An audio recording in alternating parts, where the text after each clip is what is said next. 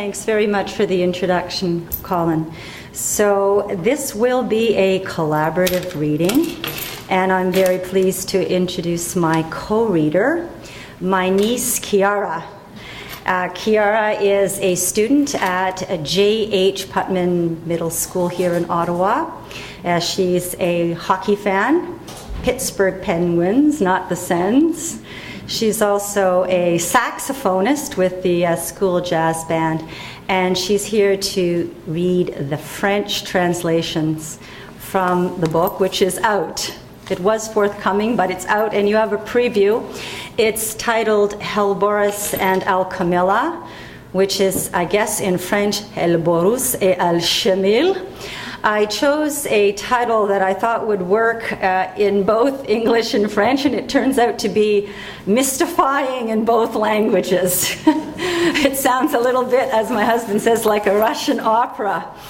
But the Helboris actually is a botanical name for a very simple plant, as is the Al-Shamil. They're both garden plants, common garden plants, and they're title poems in my collection, Startled Night. So we aren't going to be reading those pieces, but that's the story behind the title. This book is actually, it's wonderful to have it. It's a bilingual edition published by Norwa, and it's a selection from my first 4 books, Bird Heart, Mask, You Speak to Me in Trees, and Startled Night. So we're going to read 5 poems, 1 from the first 3 and 2 from the 4th book. And we'll start with Kiara reading. I have to say that Kiara lived her first 8 years in Paris, France, so she's a true bilingual reader, and I'm very pleased to have her reading the French. So she'll read the French first so that you get the cadence in French, and then I'll read the English originals. And I have to say these translations by Stephanie Rossler are quite amazing.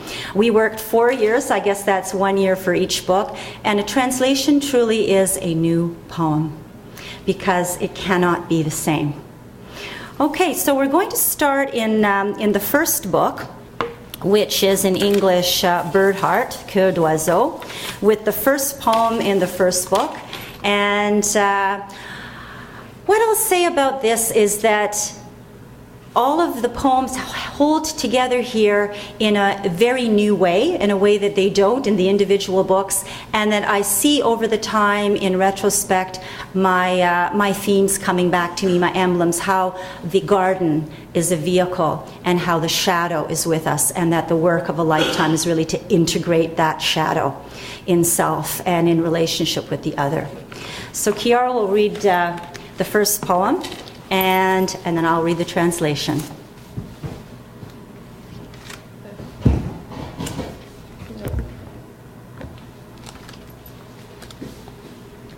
Fort Vancouver, USA. Flore fidèle au poste, mignardise, œillet de poète, coquelicot, digital, rose. Le jardin de Fort Vancouver, vers 1845. Tu peux perdre ton nez dans le gosier d'une rose, mais tu ne peux retenir son parfum. C'est une idée sombre, mais tu ne peux la retenir. Une sturnelle jongle avec elle dans l'herbe étonnée, saisissant. Je suis couché sur le banc de bois, dans le jardin, regardant sur la tonnelle le houblon, tissant sa toile contre le ciel, fontanelle du paradis. Je m'envole au rythme du cœur, vers un état intérieur. Parfois atteint par la fuite, il me saisit où ces saisons mettent en sursis nos désirs. And the English, Fort Vancouver, USA. I'm trying to look for the best light. Okay. The good old flowers, pinks, sweet williams, poppies, foxglove, roses. Fort Vancouver Garden, circa 1845. You can lose your nose in the throat of a rose, but you can't retain its scent. And if this is a dark idea, even it you can't retain. A meadowlark is up and off with it, into unexpecting grass, arresting. I lie on the wooden bench in the garden, watching the hops on the arbor, spider the sky, fontanelle of heaven, and fly heart-long to an intimate state unusually reached by fleeing. Where it comes to me, these seasons mark deferment of what we're after.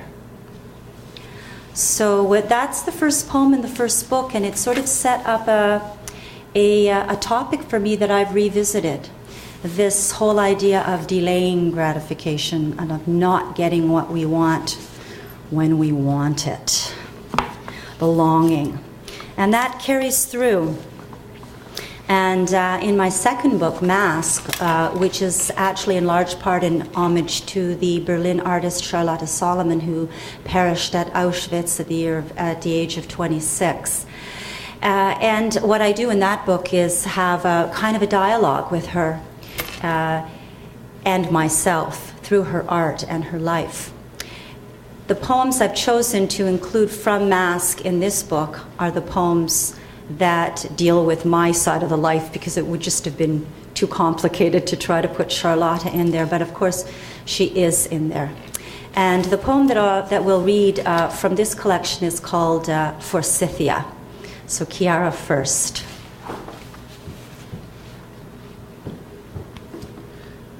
Forsythia. Je veux ce buisson derrière la maison pour célébrer le printemps. Je veux aussi son jaune dans les pièces pour remonter le moral. C'est une couleur qui ne peut être triste. Peut-être puis-je le manger? Comme certaines tribus mangent les organes des animaux pour ingérer la vertu de l'animal, un cœur de loup pour la puissance? À bien y réfléchir, la conscience n'est rien de plus qu'une série d'obstacles. Où que vous portez votre regard, il y a toujours quelque chose pour le bloquer. Je m'appuierai sur le jaune comme un substitut de ton corps, sur des murs qui portent en eux l'absence, sans le pigment du désespoir. So again, that theme of longing and of absence and of not getting what wants. And also because Forsythia is the first flower in spring, at least in Toronto. I don't know about Ottawa. We're waiting for the spring. I think today we kind of feel a little bit of spring in the air. And of course, Forsythia is that brilliant yellow flower that comes and leaves us so soon in spring. Forsythia. I want this bush beside the house for celebrating spring. I want its yellow in the rooms as well for mood upliftment. This is a color that can't be sad. Maybe I can eat it. The way tribesmen eat the organs of animals to ingest the animal's virtue. Heart of Wolff for puissance. If you think about it, consciousness is nothing more than obstacles. Whichever way you look, there's always something in the way. I'll press against the yellow as a proxy for your body on walls that bear all absence without pigment for despair. So of course, Charlotta is in there a little bit as well, actually a lot. Stay. All right, so we're going to skip ahead to my third book, which is You Speak to Me in Trees. The one in which I open up a little bit and come out a little from my couching, because so much of what I write is very couched and very elliptical. And I speak about my life and my neighborhood and my family. And this poem that we'll read is titled Eden. which in one sense is about the garden, the metaphorical garden and the actual garden, and of course also about the relationships that arise in the garden. So first of all, Chiara.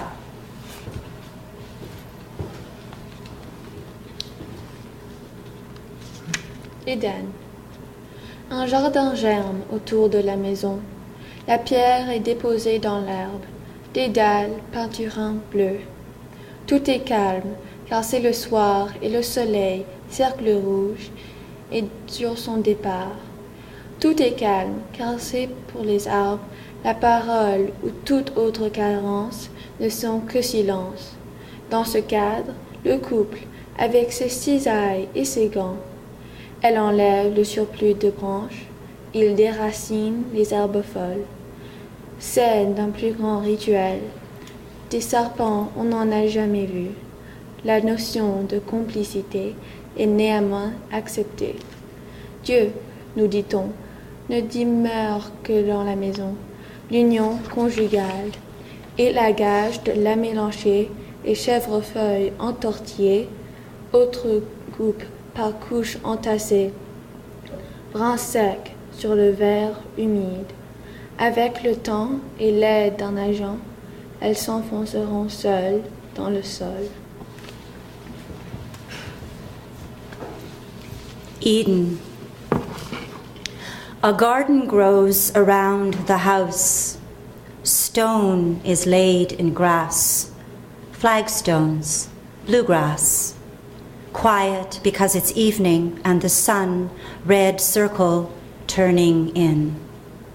Quiet too because of the trees for whom speech and other forms of need are noiseless.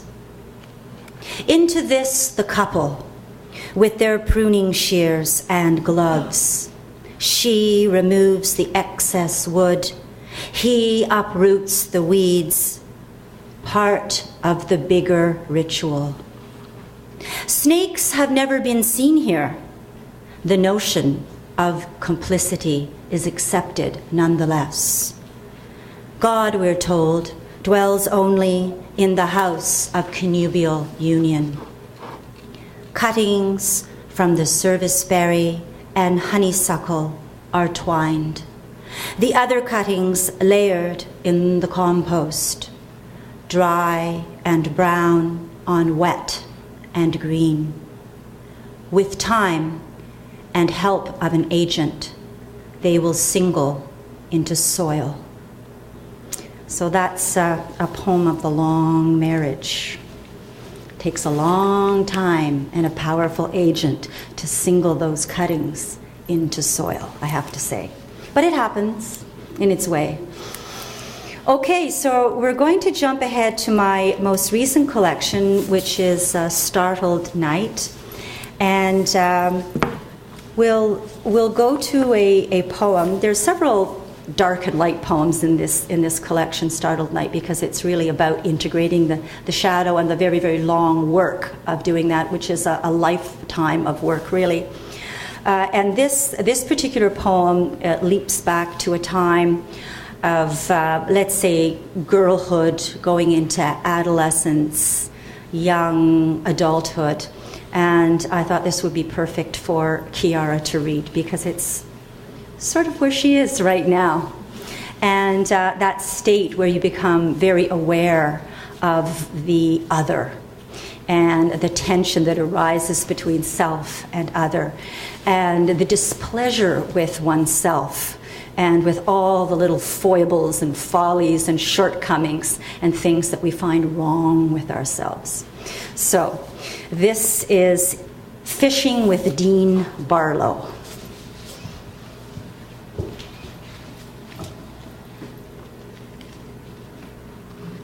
En pêchant avec Dean Barlow. Nous sommes descendus au point d'eau avec nos 2 ou 3 petits souhaits, hameçon, ligne, sacrifice au moment du solstice d'été.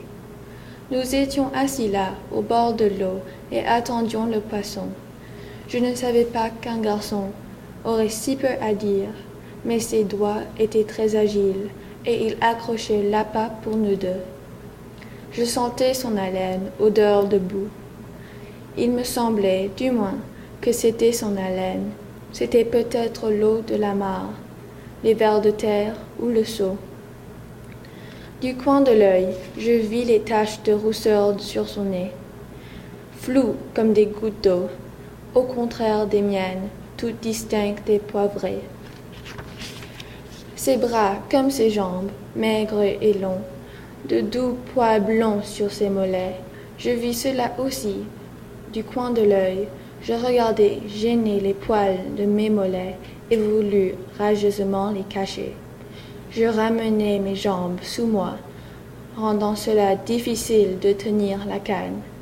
Des libellules effleurèrent la surface de l'eau, rose scintillant et bleu-vert, si belle que j'en oubliais mes jambes, nos taches de rousseur et l'odeur. Et en tirant sur des prises simultanées, l'ossature de notre distance se brisa.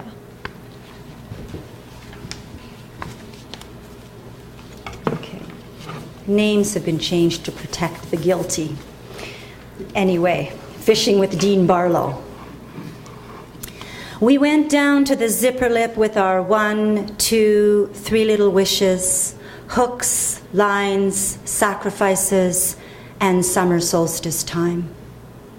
Sat there at the water's edge and waited for the fish. I didn't know how little a boy could have to say, but his fingers were pretty nimble, and he hooked the bait for us both. I felt his breath. It stunk of mud. At least it seemed to be his breath. Could have been the water hole, earthworms, or the bucket. From the side of my eye, I saw the sketchy freckles on his nose, blurred to watery blots. Not like mine, all separate and peppery. His arms and legs were skinny long, soft blonde hair on his shins. I saw this too, from the side of my eye, looked askance at my own shin hair and wanted madly to hide it. Tucked my legs beneath me, making it hard to hold the pole. Dragonflies skimmed the water, shimmering pink and evening blue.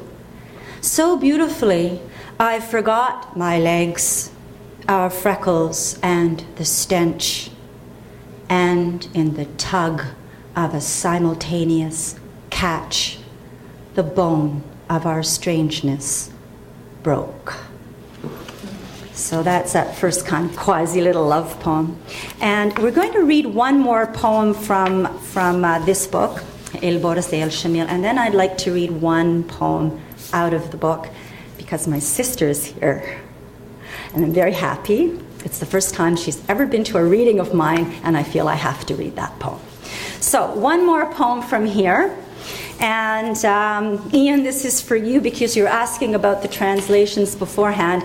Of course, it's as I said, a very new poem when you see a poem in translation, and there are all kinds of translation hurdles to get over before you can come to the new poem.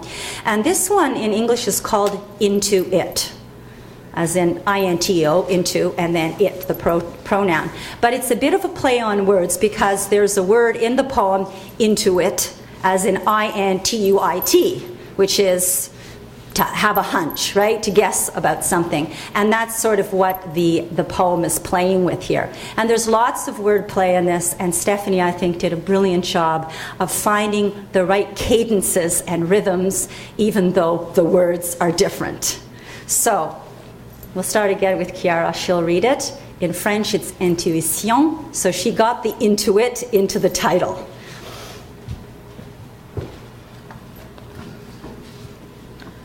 Intuition. Nos corps rougeoient à l'issue de cette longue et froide promenade du soir. Plonge sous la mélanchier. Choisis une couleur, une feuille, une lueur. Je t'appelle cheval ou tronc. Tu m'appelles pour voir un chat sauvage dévorant le corps dur d'un corbeau, fier prédateur, là dans ce coin tranquille. Un chanteur sur une branche attire nos yeux vers lui. C'est lui, sa litanie. Puis le point chaud sur mon front tournoie comme un cercle. Une nova, lumière d'un feu au toucher. Te le dis-je, je dis si peu, mais tu en sais tant et bien d'autres que simplement je sens. Hier à minuit, lors de notre marche, j'ai vu un gros chat traverser la route et se glisser sous le portail derrière lequel vit Max le whippet. Le chat va être surpris par Max dans une minute, dis-je. Non, tu me contredis. Max sera à l'intérieur à cette heure de la nuit. Puis le cri perçant et le hurlement s'éclairent, ils se sont rencontrés. So this is also a walking poem. Many of my poems come out of walking, as well as out of art and engagement with real life. And I can say it's also a couple poem, a husband and wife poem, and how husbands and wives have a rhythm with one another that also involves some counterpoint, shall we say. Okay, into it. Our bodies flush with coming off the long, cold evening walk. Duck beneath the serviceberry, pick a color up, a leaf, a gleam. I call you horse, I call you trunk. You call me back to see a tabby eating half a hardened crow. Proud predation here in quiet corner. A singer on the limb above us tips our eyes to him, it's him, it's him. And then the hot spot on my forehead wheels, a nova, firelight to touch. Do I tell? Do I tell? I tell so very little, but you know this much, and many things I simply intuit. Last midnight on our walk, I saw a fat cat cross the street and squeeze beneath the fence where Max the whippet lives. Cat is going to get surprised a step from now, I say, by Max.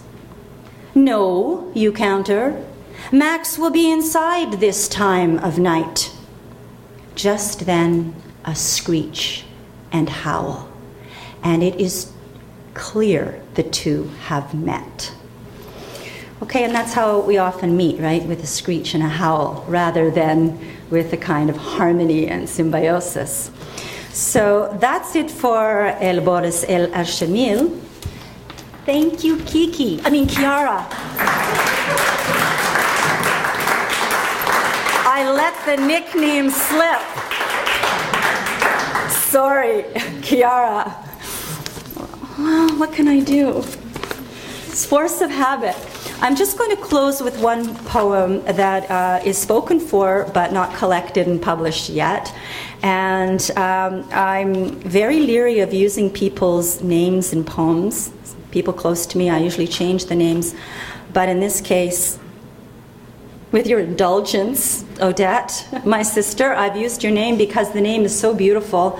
And of course, as we know, Odette is also the white swan and the white swan princess in Swan Lake.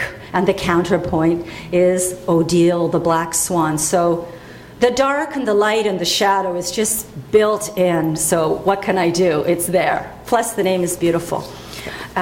This poem is titled Elementals. It has many things in it, not just Odette, but I'll say it's for you. Oh, Elementals. Sometimes as I'm being sad, attending to the plant that stands for thanks, a wind comes swinging from the east, calling and mocking me hollowly. I want to know the oven bird in the forest by its rustle, the way you know my footfall by its echo through the house, even when you're sitting on the deck. She's lying still as a temple window, diamond of her life beneath the pillow, now and then light breath ascending into the long, tall shade above the bed. Lithium was in the beginning, elementally light. Its salts have happened down to us as remedy for depression. I slept by the Black Dog Pond, imagining happiness, and lifted, always among the women who love the sound and shape of the name. One will be Odette. Thank you. I don't want to cry on the last note. Okay, thanks very much.